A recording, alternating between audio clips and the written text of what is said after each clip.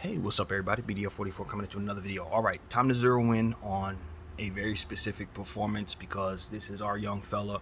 I'm a Laker fan. I'm biased toward our young fellas, and that is why I want to cover this. Obviously, I have a closer look at our players, so it just gives me an opportunity to celebrate one of our guys that we've been enjoying all year, and that is Austin Reaves. Austin Reaves had a triple-double last night in the final game of the season, and because of it, he was able to join some very, very rare Laker legends in a very specific category. Rookie players to have gotten a triple-double. He joins that list with Jerry West, Elgin Baylor, Lonzo Ball, and Magic Johnson. You now have our guy Austin Reaves amongst those guys as the only rookies to ever get a triple-double with the Lakers, scoring 30, I believe it was 35 points, 31 points. I'm sorry, the numbers escape me. 16 boards for certain and 10 assists. And that is not a minor feat because he did a lot of that in winning moments where he was leading the charge on both ends of the floor, getting the team back in the game at the end of regulation, sending it into overtime. Austin Reaves, and I've said this in the video that I mentioned at the end of that game, Austin Reaves has been able to do this all year. From the moment I scouted him after the draft slash signing, since he was undrafted, from the moment I saw that, I knew his skill set was that of somebody who can do three things off rip. He could pass the ball, he could run your offense, and he could rebound the ball. Those things right there, automatic. He can rebound that ball. His height is going to allow him to be able to pull down boards at ease. He thinks rebound. He's been forced in his rookie season to play small ball pretty much the entire year. So the majority of his damage he did on the boards was because I ain't going to say because there was no center, but it was given to him. The opportunities were there because the center wasn't there, and he took advantage of it. He got even better at something he was already good at in his rookie season in ways that he probably won't be asked to practice going forward, because I don't think he's going to be on many teams where there's going to be so many different things necessary for him to do in terms of rebounding and just overall big player stuff. This is going to be a situation where those skills are going to carry him forward. This training mode of just basically playing out of position all year long, and playing with guys like obviously LeBron James, Russell Westbrook, all year long, has really put him in a position to kind of just know some things that maybe most rookies in his position aren't going to be able to be privy to. Have the practice of just doing stuff that really does cater to him being a better player in some areas otherwise he wouldn't. So I think this year is going to serve a great purpose for not only him but several other guys on this team with those same circumstances. And last night was a product of being in those circumstances and finally being able to be released from those circumstances, but being able to show what being in those circumstances have done for you. And that's what I saw last night. He got 16 huge rebounds. He was thinking rebound all night long. And I'm telling you, if we didn't have any ball handlers, this is an entirely different conversation, because we're probably talking about a guy who's going to make top 10 rookie candidate this year if he had an opportunity at ball handling duties for a majority of the season. That's amazing to me, really, when you consider we asked him to do more than he was supposed to be asked to do, obviously, in his rookie season. And at the end of the season, you feel like he could have did so much more for you. That is absolutely and utterly amazing coming from an undrafted guy. Now, I will admit there was understanding on that draft night that his draft value had been mismanaged by the entire NBA. There were many people who were saying he should have definitely gone in the second round.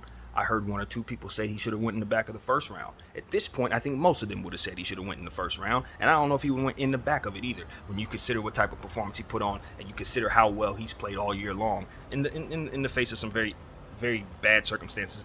And I have to say something else too. Think about Austin Reaves.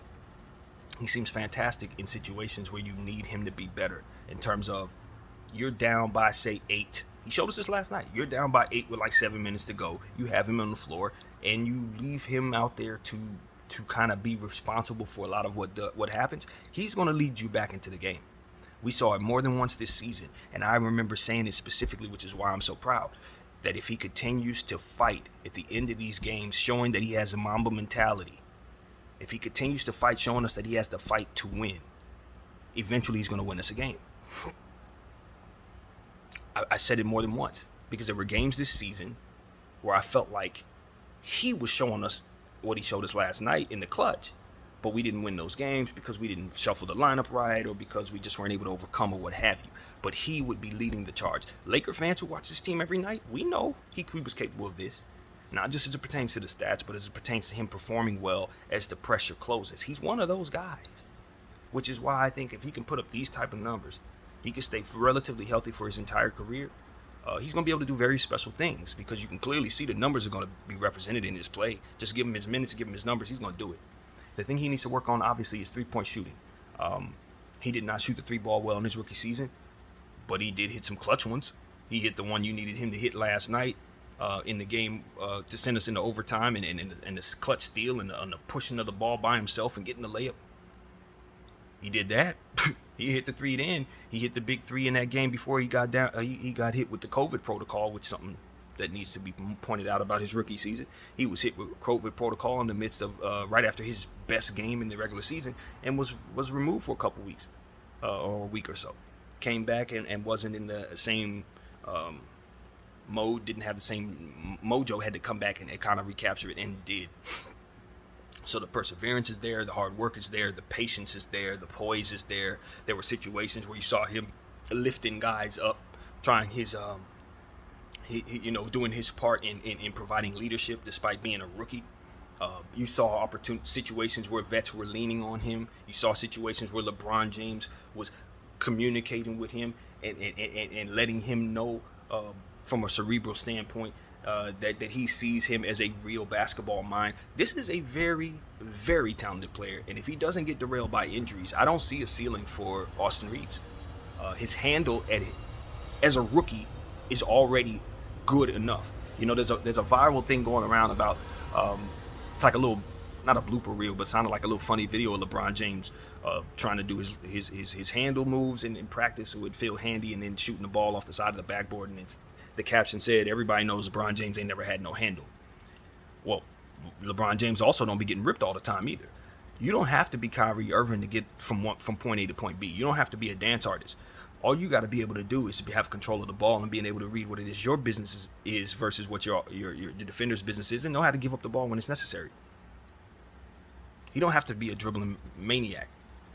Austin Reaves is not a dribbling maniac, but like LeBron James, they ain't gonna have no problems getting where they need to go. You ain't gonna be ripping the ball from them. They don't have to be doing all kinds of weirdo dances and awesome dances or what have you to put themselves in positions to get from point A to point B, and that's all we really need from a guy. You continue to work on your dribble, you keep it short, you continue to watch players who do it the way you do it and practice what it is that you do your way, and you'll be as good as you need to be to continue to move the way you move. So I have no problem with Austin Reaves continuing to be a player working on his skill sets as it pertains to moving the ball around and handling the ball and all that, because he's going to get better and he's already solid.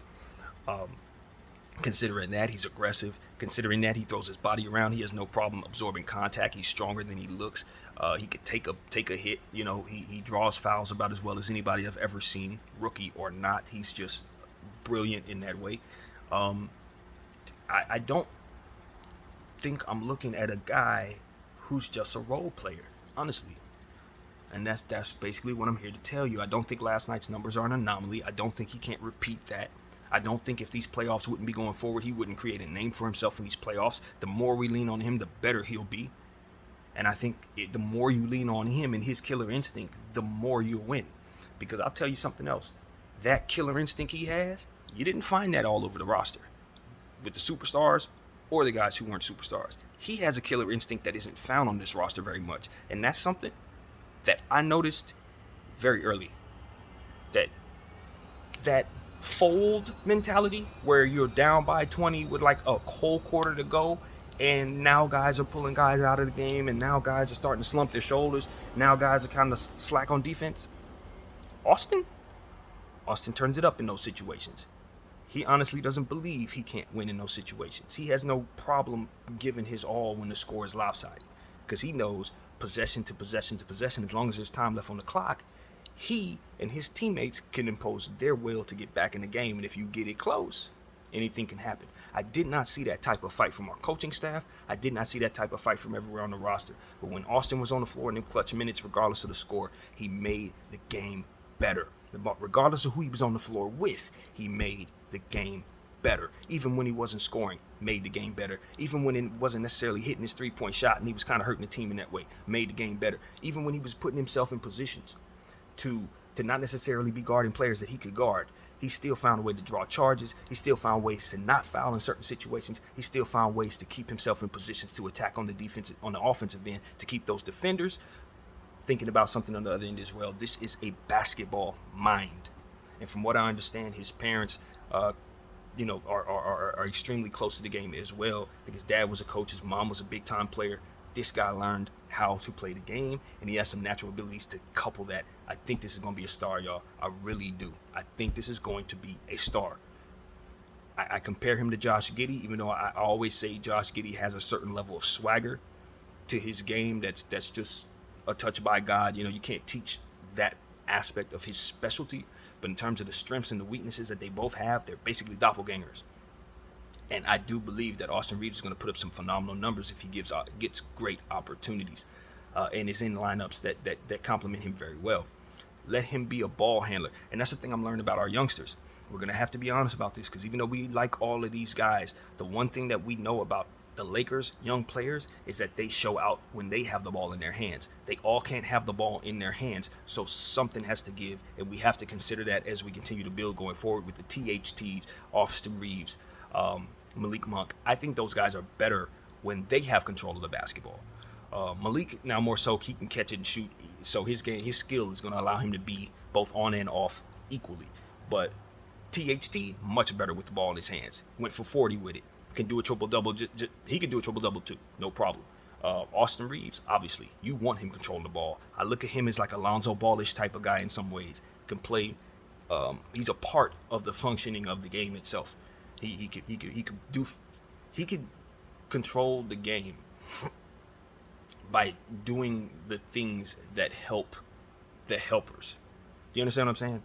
Like, Austin Reaves can have a good game and score 9 points, but he'll have maybe 8 assists, 3 steals, and 10 boards. Like, that's a good game for him because, like Lonzo Ball, they can affect the game in many different ways in terms of hockey assists and various different things. So these type of cerebral players, guys who are part of the basketball movement, guys who improve the overall morale of the team, guys who become clutch down the stretch of the game. Listen, I wish so bad we still had Lonzo Ball, and then I would pair up Austin Reaves with this kid, and I wish we had Alex Caruso.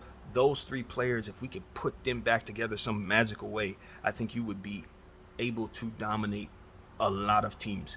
I think it's the same dynamic that Chicago has right now with multiple ball handlers who facilitate pass, aka pass, and defend at a tremendous rate. They have players all over their roster to do that. That's the type of dynamic I think Lakers would have had if they could have just shuffled the lineup a little bit better this past season. They would have had so many different ball handlers. But it's like I said, it's a redundancy to a degree because we keep putting ball handlers on our team. You got your Brons, you got your Westbrooks. These guys need the ball in their hands too, so we got to figure that out. But I love these players. And Austin Reaves, I'm telling you, man, I was a believer from the beginning. I'm not surprised to see him be as good as he is based on what his skill set is, but I am proud to see how much he was able to take on as a rookie with inconsistent minutes, other guards in the way of him getting certain minutes, and he still capitalized. He helped the team in a million different ways, and he was probably the best thing we found this season between him and Malik Monk, probably the best thing that came out of this horrible season. So I want to give a shout out to that guy, shout out to the entire team. Hopefully we can go young next year and continue to move forward with these guys. Keep Austin Reaves, keep Malik Monk, and let's see what happens. Keep THT if we can, because we know what he can do now. We got a core. Look up, Lakers. We got a core. All we need to do is retool, shave off cap space, and make a strong, bold decision as it pertains to what we want to do with our timeline. If people want to be along the lines for our timeline, wonderful. We love having you. If you're not on board with our timeline, we can get a lot for you. And that is what I've been on. That's what I'm going to be on all summer long. So hopefully Genie is in the midst of doing that. Obviously, we've set the process for relieving the coach. It's being reported, even though he said he don't know this yet. Obviously, everybody's telling you, brother, you're out of here. And then there's a conversation to be said about how the Lakers did it and whether or not it was the right thing to do. I ain't had that conversation yet, but we'll have it. And so, yeah, I thank you guys for watching me. My name is BDF44, and I'm out.